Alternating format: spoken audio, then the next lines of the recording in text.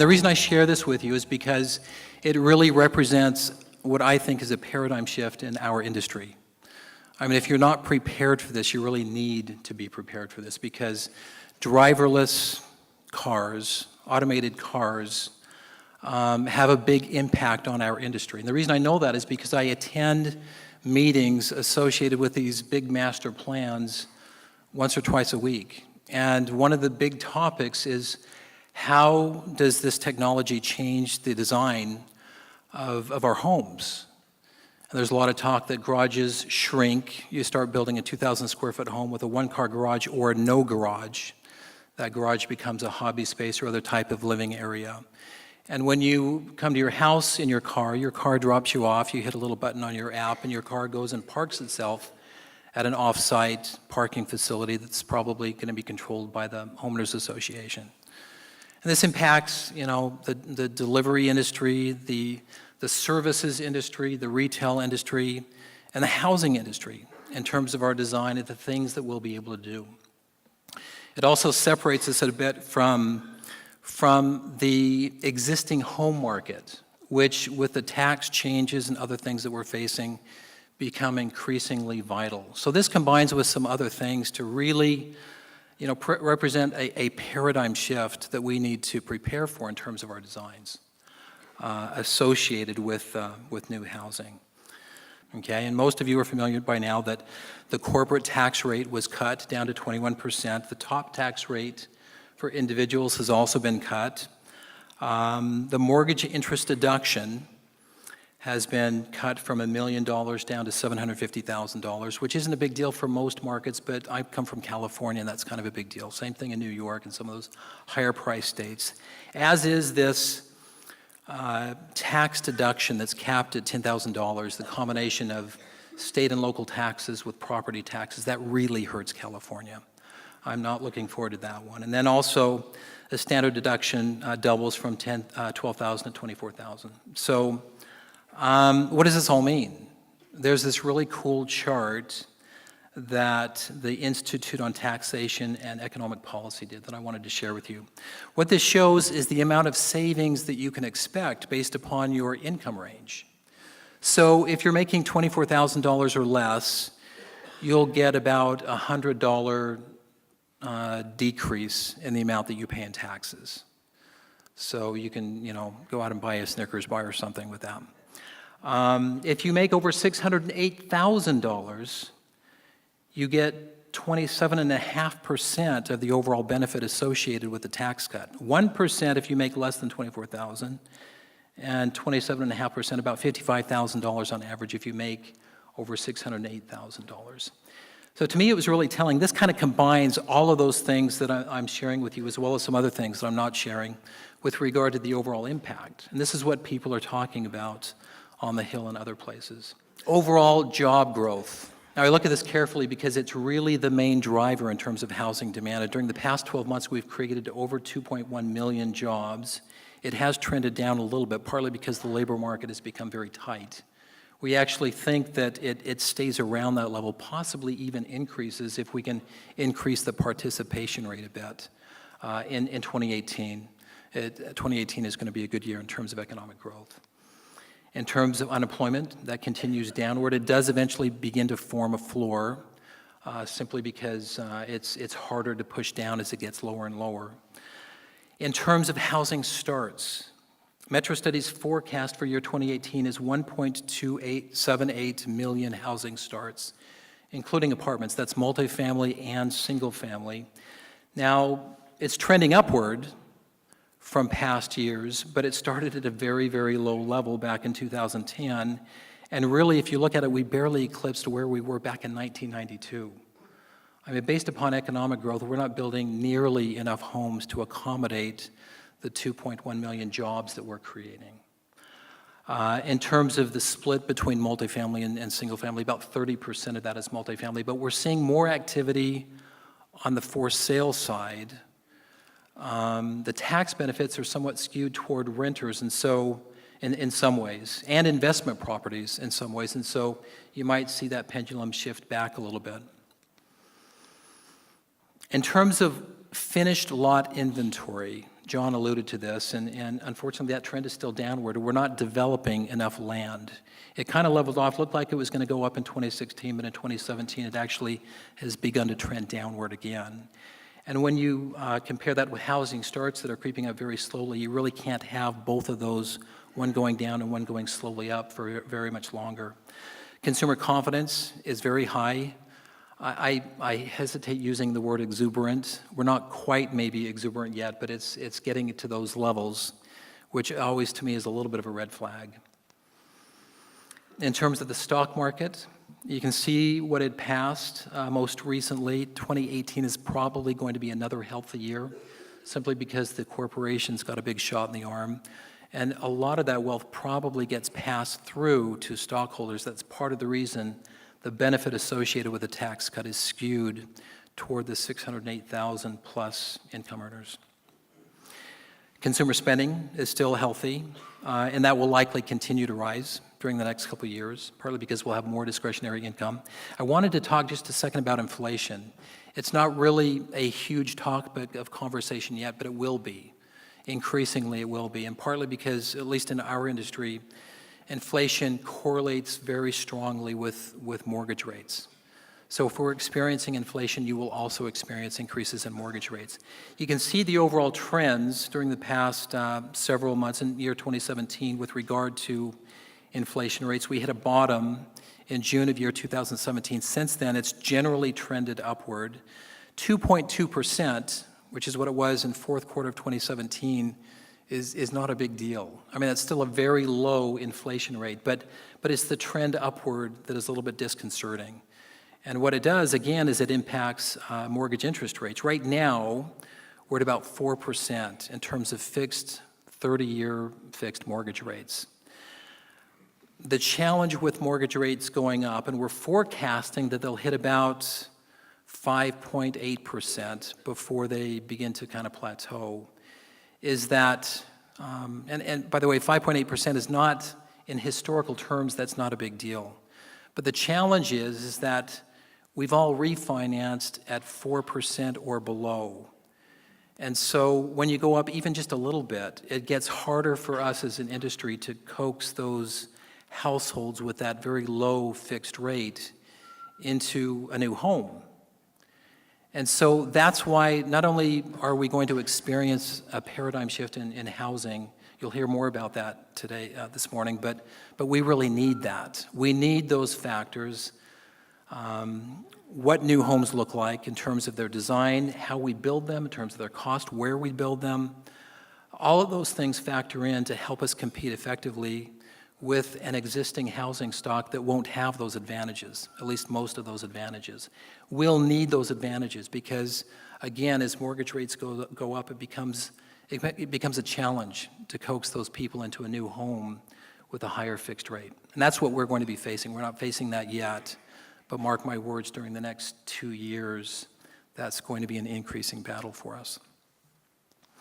So one of the ramifications of not building enough homes is that we're experiencing this renovation boom. And so this is an indexed chart. What it shows is the high watermark that we hit back in 2007 in the previous cycle. We actually eclipsed that in 2015, and it's gone nothing but up. And despite the fact that the tax changes impact this a bit, I don't think it necessarily changes that trajectory for the next couple of years. I think it's still going to be extremely healthy in terms of renovation activity during the next couple of years. And you can kind of see the heat map throughout the United States, a lot of activity on the coast, the West Coast, the Northeast, Seattle, Texas. We think that Florida really begins to turn hot, turn red, as partly the ramifications of the storm, but also due to an increasing number of transactions in that particular market.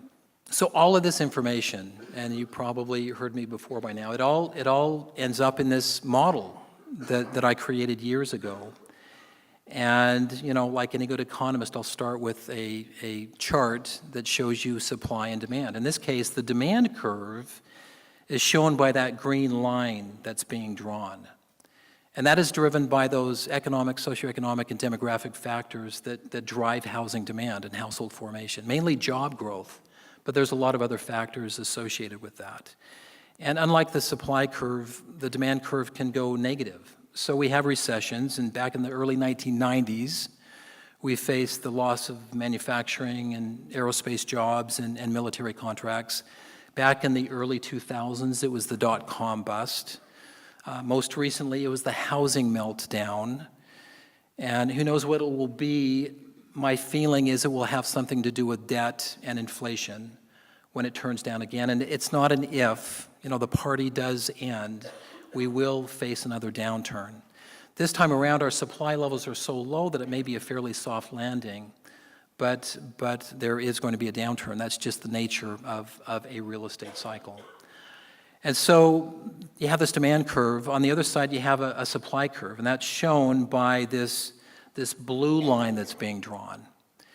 And the great thing about working with Metrostudy is after pegging it, benchmarking it to the census, Metrostudy has this incredible survey that they do of almost all new housing tracts across the nation, where not only do they understand what is currently being built, what just got built, but also what is in that pipeline. And so that helps me to paint a very accurate picture in terms of housing supply. And so if you take 2018 and go straight up to the y-axis and across to the y-axis, we have about 138 million homes in the ground, homes and apartments, everything in the ground right now in the United States.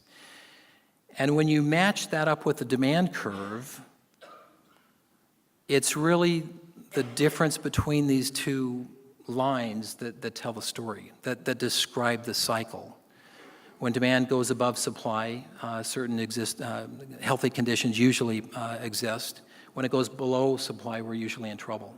Right now, we're above supply. In fact, you can actually measure the difference between those two curves and get a very good idea as to how underbuilt or overbuilt we are at any given time in the real estate cycle. And what does it show right now? It shows that in 2018, not only are we underbuilt, but it's going to get more underbuilt. In 2019, it increases. If I'm right, in 2020, it kind of plateaus, and then it heads downward toward equilibrium, mainly due to economic corrections. We really don't anticipate any severe housing oversupply like we did last time. That would be almost impossible to create anytime soon, at least during the next 5 years. But there is a downturn because economic growth, as it slows and supply finally catches up, you begin to get forced down to equilibrium. So that's important. The supply and the demand curve are really important, but if that's the only part that you understand, you can really get yourself in trouble because the other part of the model deals with valuation or affordability. And so in this case, first of all, we draw this line that represents median housing prices from 1990 going forward through our 5-year forecast. And as you can see, that goes up and down. Most recently, it's gone up at a fairly healthy clip. We think during the next 5 years, it begins to plateau. It might even go downward a bit at the end of the 5-year forecast due to affordability or the lack thereof. And what we do in this case is we compare that to this green line, which represents where I think we should be in terms of housing price, what is really supportable based upon those economic, socioeconomic, and demographic factors, mainly based upon the relationship between household incomes and mortgage costs. And then we translate mortgage costs back to price. And the reason we use mortgage costs is because obviously it incorporates the interest rate. And as you can see, it actually goes down during the next couple of years because of those anticipated increases in mortgage rates.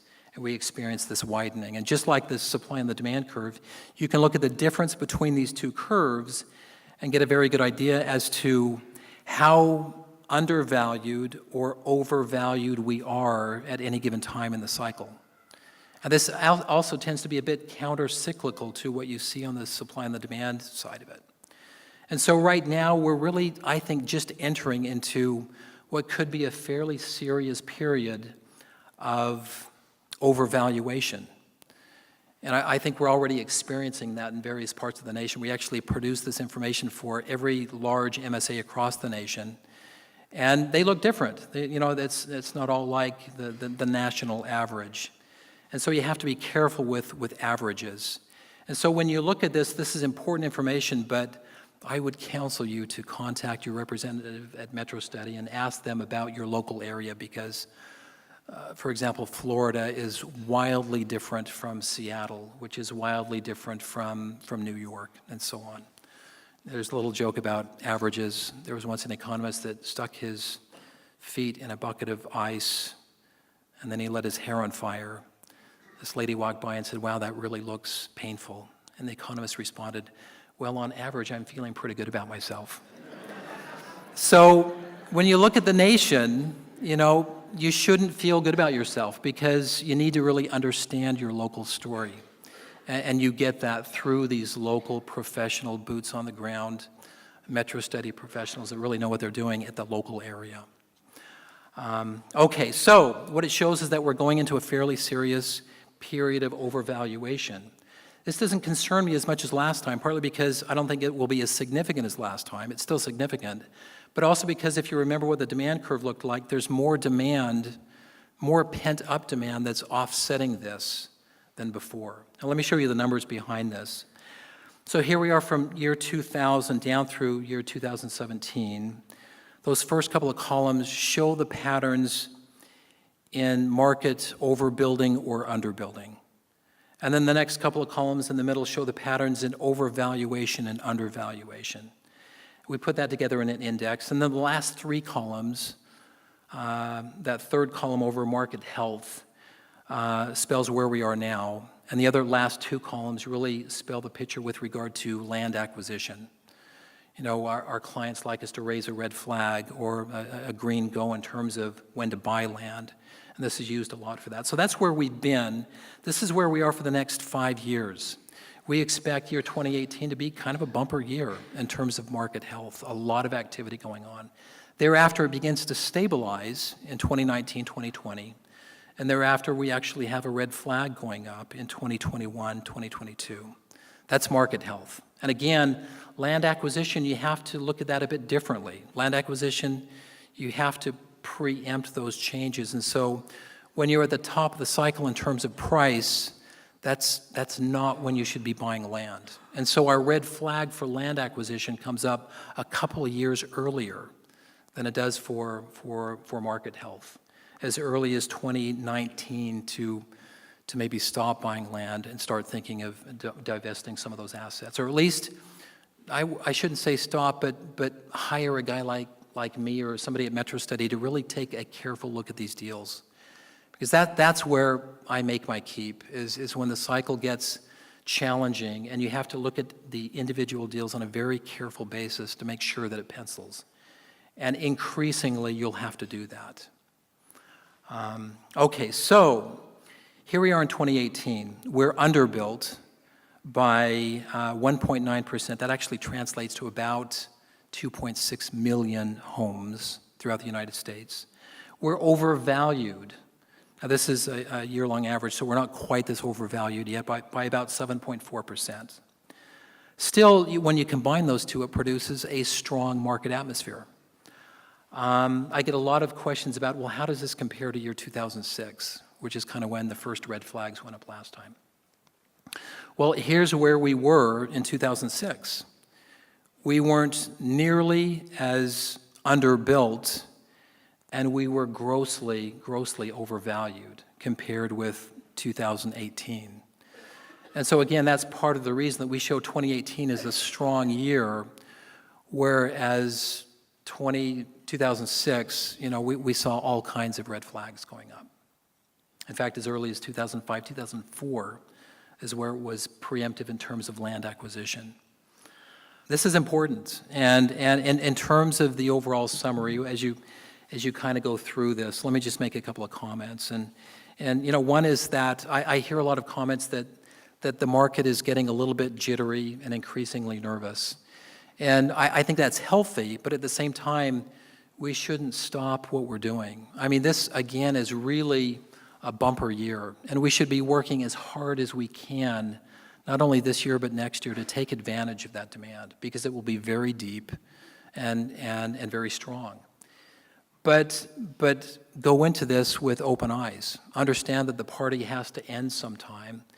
And this type of information, to me, needs to be continually updated. We update it every single quarter. We touch this information and follow this very carefully. It'll be increasingly important to do that as time goes on, as the party comes to a close, to see how severe it will be, to see if our projections are holding up, to see what's going on. But as it is right now, I think we're in the top of the 7th inning of what's been, for me at least, kind of an exciting cycle, and continues to be so. The party's not over, so let's enjoy it. Thank you very much for your time this morning.